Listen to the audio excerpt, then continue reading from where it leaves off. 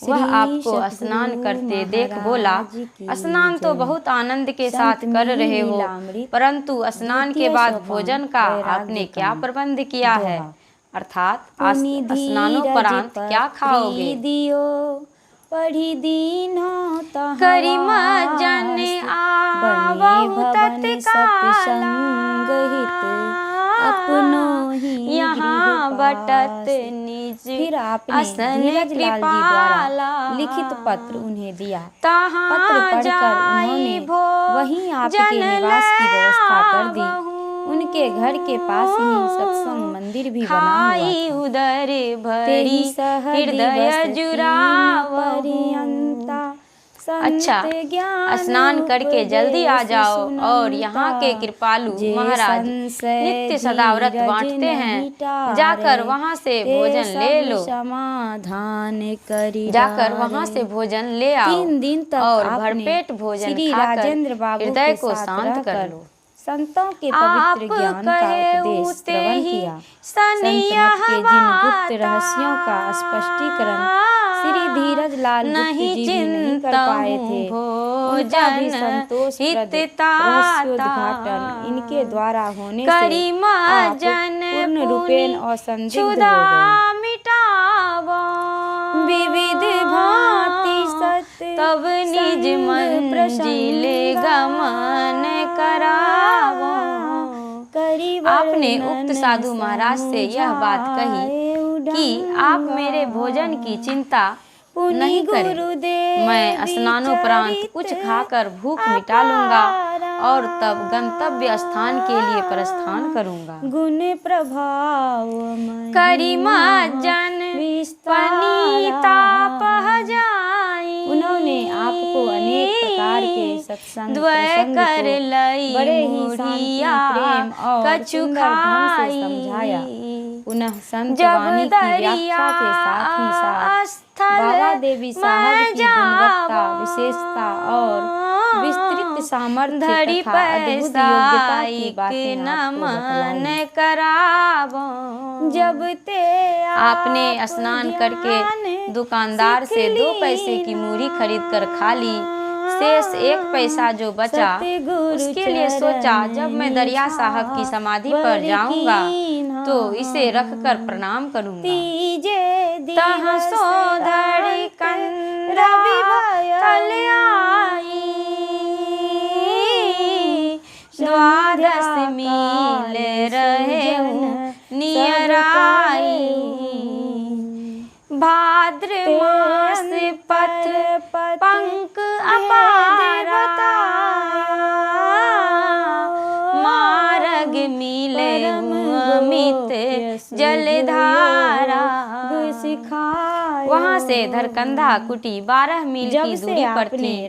भाद्र का महीना था, रास्ते में अपार कीचड़ था और जल के अजस्र प्रवाह से अनेकों धाराएं फूट निकली थी। संत बाबा देवी साहब के चरणों पर करी सब रूपेण न्यौछावर कर दिया।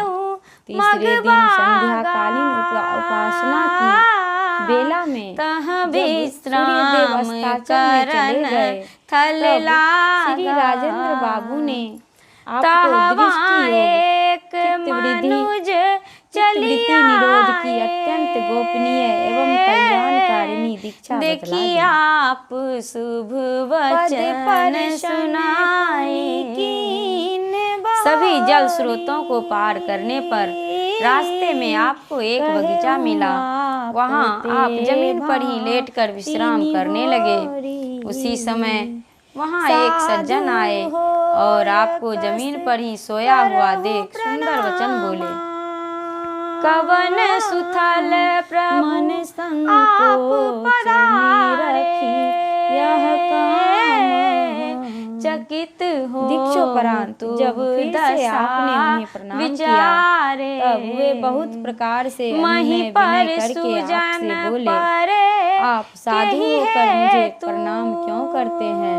आपके इस कार्य को देखकर मेरे मन को बड़ा संकोच होता है। ग्राम बसे मैं नहीं तुब गुरु। हे प्रभु, आप यहाँ किस जगह से पधारे हैं?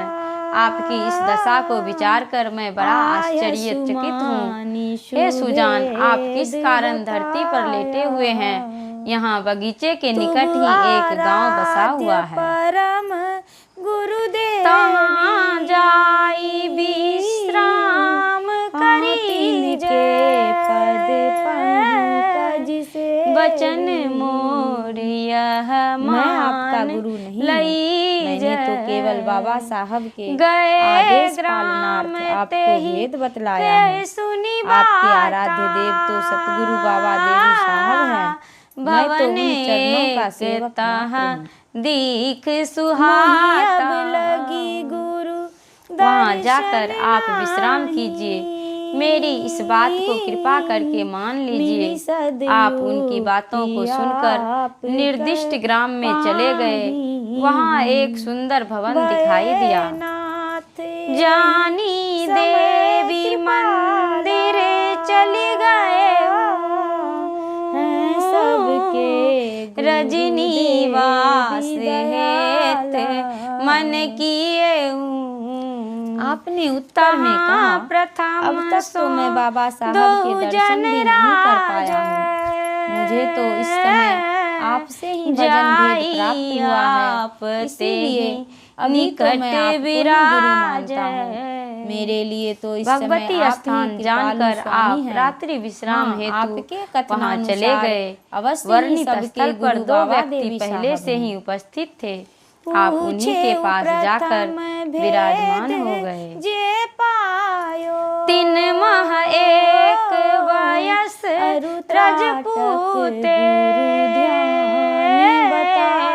दूजे विप्रतनय तह सूते निरखी आप दो जन उठ गया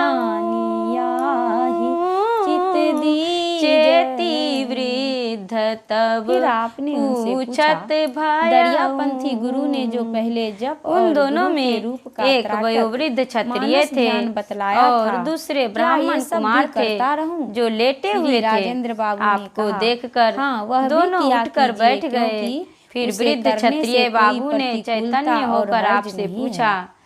के ही थल सो दरिया पंथ के एक वृद्ध साधु पास कहवा जाने हेत मन साजा पूर्ण ध्यान रजनी जाने हिरियाय माया गंज तहसो करी नमन होत गुरुदेव भोर का धर प्रस्थान कंधा की जावा। प्रथम थल कछु हे महाराज, काल आप हित अभी कहाँ से आ रहे हैं गुरुदेव और यहाँ से कहाँ इसके जाने का बाद विचार आप है? मिर्जान आपने हाट कहा, पनहट्टा के मैं रात्रि काल एक जानकर वृद्ध यहाँ आया दरियापंथी हूँ साधु के और पास विश्राम चले कर गए। कल प्रातः ही पूरे संत एक दरिया माह तक साहब की आपने कुटी पूर्ण धरकंधा मनोयोग चला के साथ जाऊंगा। ध्यानाभ्यास किया। सुनत पुनः वचन वहाँ से द्विज आपने मायागंज के लिए प्रस्थान किया और वहाँ पहुंचकर श्री राजेंद्र बाबू को प्रणाम कवन निवेदित किया। प्रभु उसके बाद आप यसन कुछ काल के लिए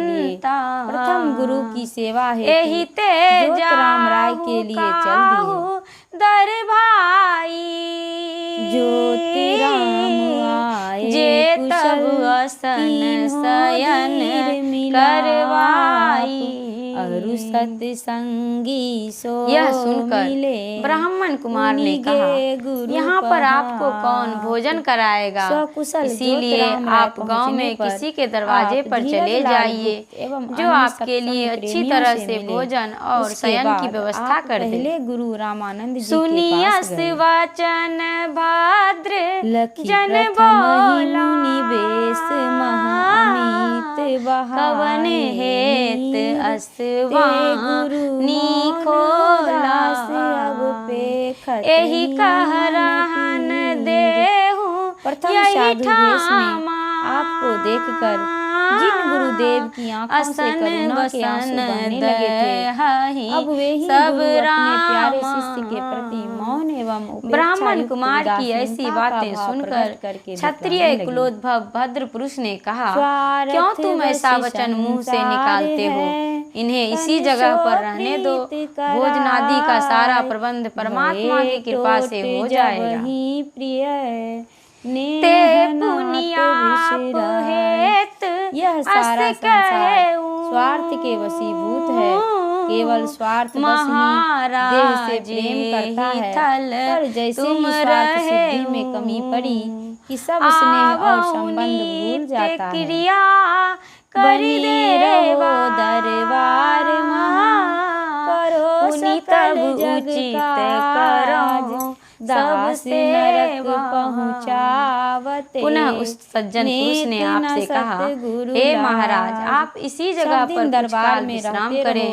मैं तुरंत नित्य क्रिया से निवृत्त होकर यहाँ आता हूँ, सेवक फिर आपकी सारी व्यवस्था पहुँचा देने वाले सतगुरु को कुछ भी लज्जा नहीं। कर्म सब निवृत्त कर आप सह निज द्वार पर आए। मुदित मन सुजन सहज बने दृढ़ घर बार लय।